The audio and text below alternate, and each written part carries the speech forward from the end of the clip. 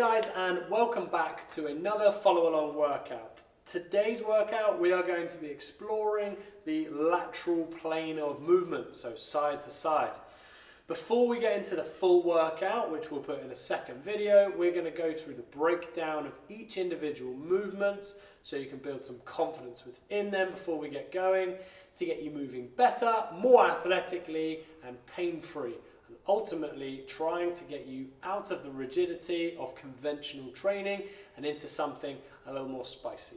Just remember that you want to scale your workout to your capability, so slow things down, break movements down, reduce ranges of motion where you need to, reduce the weights to what you feel comfortable with.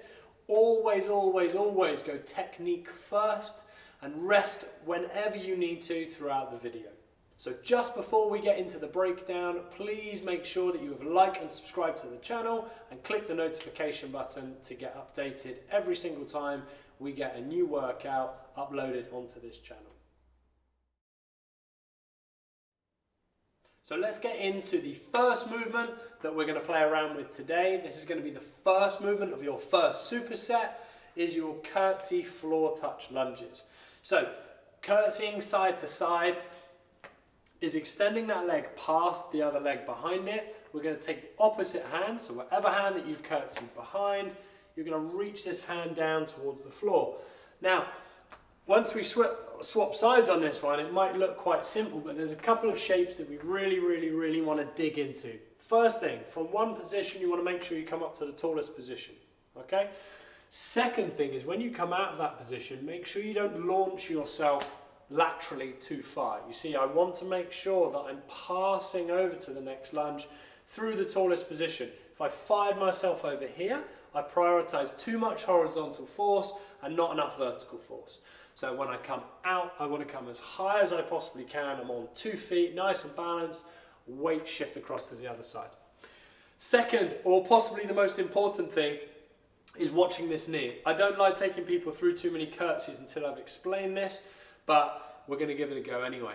Once I curtsy past here, what we want to avoid is this big internal rotation, okay? This position is this, which isn't athletic. We want to make sure that we're out and we've got those springs into the legs. So once you curtsy past, I want you to make sure that that knee isn't turning in towards the chest. The knee's turning out, the curtsy goes down. Prioritize this position over you reaching the floor. So as long as you're in this position here, you can reach down anywhere, touch anywhere on the shin or reach past the leg. But you don't want to see this knee rotating in as you come across. So then you step across, exhibit A of why you don't want to do it. You shift across, we touch. Here's that spring, you spring out of it, you come across. I'm now sat into this spring here, come back up. And that's it, guys. You find those positions, up nice and tall in the middle, searching for those bows.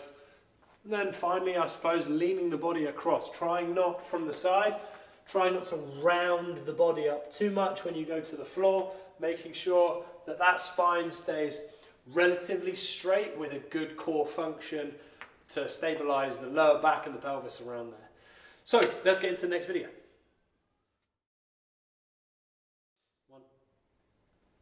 So for the second movement here, guys, you're going to need one dumbbell at a weight of your choice. I suggest not going too heavy to start with, and a mat. The mat, ideally, we're just going to use it. We're going to roll it up, and we're going to kneel on it. So we're going to get into a lunge position, and I'm going to use this just to stabilize and support my knee on the floor. You don't have to use a mat. You can use anything. If you're at home, you can grab a cushion. Anything that kind of just reduces the impact onto that back knee. From here, dumbbell comes into the hand opposite to the leg that's in front. So whatever knee's on the floor, that's where the dumbbell's going to go, okay? From here, we're going to work on our lateral flexion to keep it lateral like we said. So from here, we're going to use the upper body to bend the spine, load the obliques on the side of the body. As you come up, it's a nice big press, and you see dumbbell is over that center line, and I'm bending the body to the opposite side. The dumbbell comes down. As it hits the body, I spring the body across and I drive back up. I bring the arm down, I bring the body across, and I spring back up.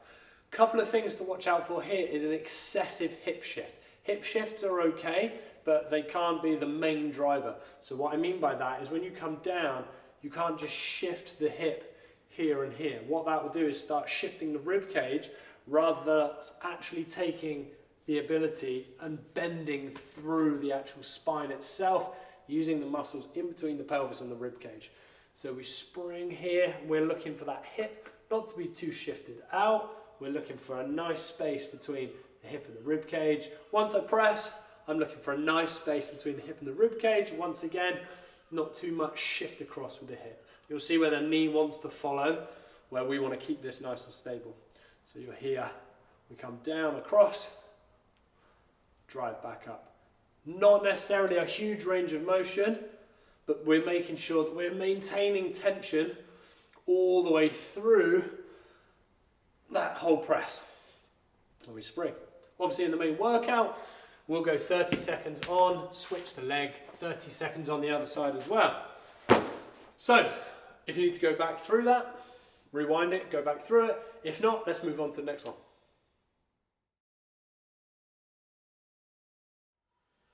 Perfect, guys. So, movement number 3, this is a lateral step or lateral jump and swing. I like to use the markers in the studio, so this is actually just a golf alignment stick, but this is going to draw my center line. So you might be able to see it on the camera. If not, what I'm going to do is I'm going to place this on the floor just in front of me, and I'm going to make sure that it's just nice and level to that center point that we want to work towards. You're going to need a dumbbell. Once again, it's a little bit more dynamic, so choose a weight that you can feel carries a bit of momentum, but isn't ultimately too heavy where it's dragging you through space. If you go too light, it can be just as difficult as well. So if you go too light, you'll end up just controlling it and you'll be the fun police telling the dumbbell where to go. I've got 4 kilos, so it's just something where I can keep a nice posture and I can let the dumbbell actually tell me where it wants to go, and I just have to kind of respect that and then work on where my body needs to go. So, starting with whatever hand you got the dumbbell in, that foot is on that center line. I'm going to jump across laterally. So remember, our lateral jump, cut the arms out, is always replacing that center line. So I jump across and I jump across. Okay? To add the dumbbell, as I jump across, I'm going to press the dumbbell out towards the way I'm going to jump. As I jump across, I'm going to let that dumbbell swing. I'm going to be patient until it swings back. As it comes back, I jump back into that first starting original position. So here, jump and swing and jump. Jump and press, swing and pull. There it is. Come across, we bring it on back. Always making sure that we're not pulling down into the body. Get rid of that excessive curve through the spine. This is an anchor, so it wants to stay just above the shoulder. If you want to feel more of a spring in the body, it doesn't come from this, it doesn't come from this, it comes from this. So you can use your depth to spring out and then spring back in. So you're catching that weight as it comes back in and exploding straight back out of the legs. Okay? As far as the feet, just nice and soft. I think the biggest one with this is that transition, is just wait. From here, just be patient until it comes back to the shoulder. You can obviously step this, or you step in and swing, step and catch, step in and swing. Both movements are perfectly fine, both that you should be able to do, but if that excessive impact is too much for you, that's obviously where you want to regress to. If you need to go back through that, you know where to go. Let's move on to the next video. Okay, so this next move is Banana Superman, which is a funny name, but you're basically going from a banana shape to a Superman position. Something that you would have seen quite a lot in conventional training, these two positions. However, there is actually a really nice mix of movement that you have to be able to create to flip between the two positions themselves. So that's going to be the movement. So I'll show you a couple to start with.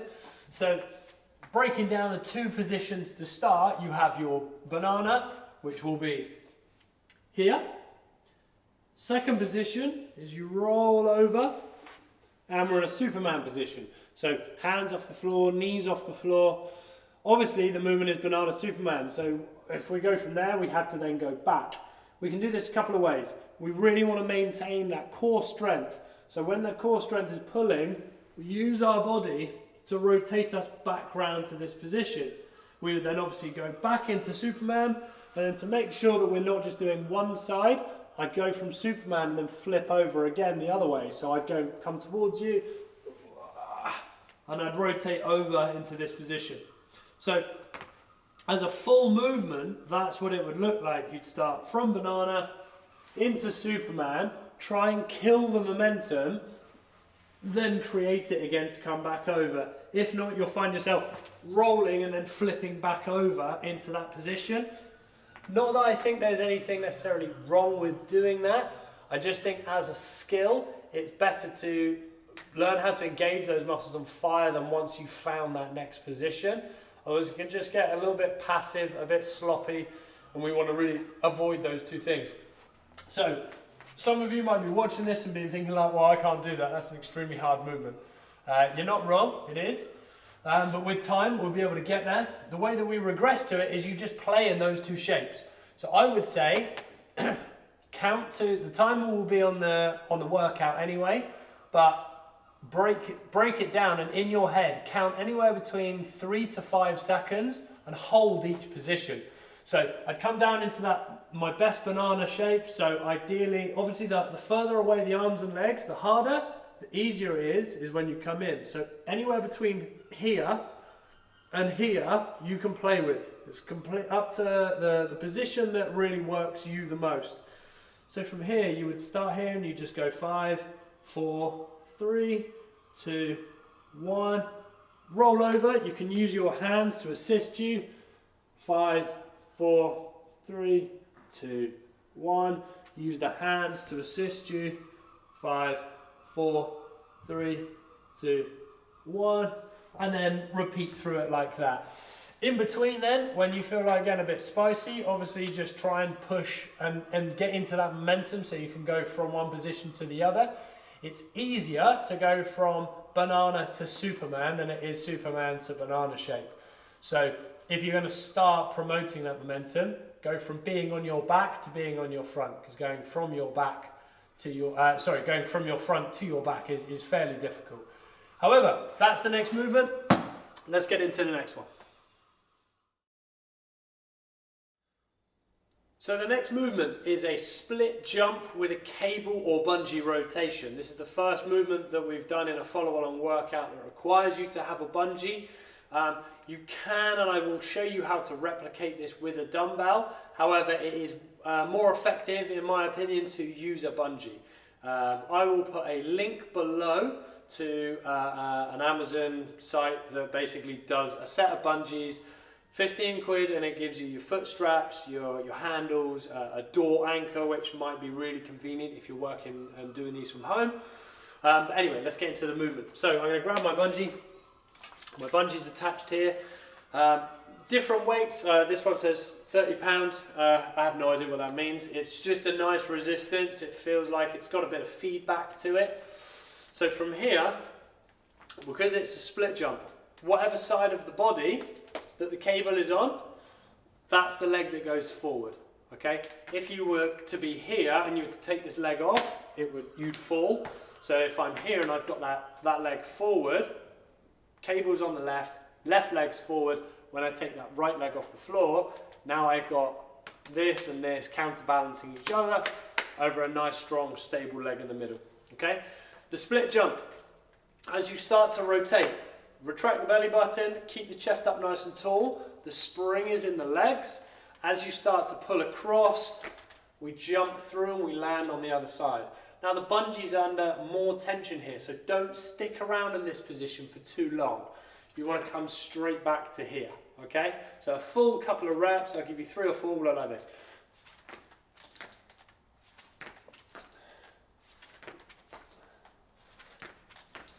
You would have seen there the timing and tempo. I'm slightly quicker when I come out here, and then when I come back, I want to take my time. I want to load that next jump to fire the bungee and myself across. So here, here, here, here. The depth is up to you. You can stay nice and tall. Or you can start going from low to high. So you can come down. You can see both of those look really nice. So your movement will be in between, anywhere between those two ranges of motion. That's what we want to be looking for. To move through this with a dumbbell, you would hold one dumbbell and it would be from the side. So you're in the same position with the legs. You start with the weight outside that front foot and you would pull the dumbbell across as you switch the leg. Obviously you're not going to have the kind of asymmetric feedback from a bungee, so it's not constantly pulling you one way. So it's very symmetrical from here, switch, and we're here. So you would still probably want to try and work on the same timing. So if I started on my left leg, I'd probably want to go 1, 2, 1, 2, 1, 2. Then halfway, I'd swap, I'd come here and go down, 1, 2, 1, 2. So bungee or dumbbell, it's up to you. I would highly suggest trying to get yourself a set of bungees. You'll need it for most of the workouts going forward as well. If you need to go back through that, you know what to do. If not, let's move on to the next movement. So the final movement in this workout is it's a bit of a... So the final movement in this workout, it's a bit of a stinger. So this one is what we call a predator kick through. Really take your time on this one, break it down, go as slow as you have to. You'll be fairly gassed after this workout, and then this one kind of hits you right at the end. So take your time through it and we'll get into it. So the first position you need to find that you can regress into at any time is you on hands, knees, and then you just take the weight from the knees to the feet. So from the side, we're here, okay? A predator kick through is where we take one leg off the floor, we take the opposite hand off the floor, and we push through. So you'll see this in a lot of kind of like movement flow based training. Then we come back underneath the bridge to here, then you just switch the legs. So the other leg comes off the floor, other hand comes off the floor, and I turn out to the opposite side. I come back into this middle every single time. So come back into the middle, touch down, find that switch position. This one, don't just kick the leg. Don't push up too high. You want to stay quite low and lift the chest up towards the ceiling. Kick through as far as you can. Then when you come round, you're looking for the same thing. So you're almost looking to lean back into that position. Here, lean back into that position a tiny bit. And rotate round. There. A few from the front. We're here. Rotate and kick. Back into the middle. Kick through. You'll see I'm taking the foot off the floor first. Then I'm taking that hand off the floor as I use the opposite leg to pivot on into the middle. If you want to make this easier, you come into the middle. You rest here every single time. You can start by just kicking through and bringing the hand up to here. So you get rid of most of the rotation and come back through. Here, kick through. Here, kick through. From the side, simple version, here, engage that position, kick. Back into here, kick. What makes it easier is if I'm going to pivot onto this foot, is I get the heel down on the floor first, then I kick through. Come around here, come around here, heel onto the floor, and I kick through. The better you get, you'll find you can start flowing through that, where you keep the rotation going, and the transition just seamlessly glides through. So, that's the last movement. Next video I'm going to upload is the full workout, follow along workout. So you'll see me struggle through those movements as well. Any questions, put them in the comment box below.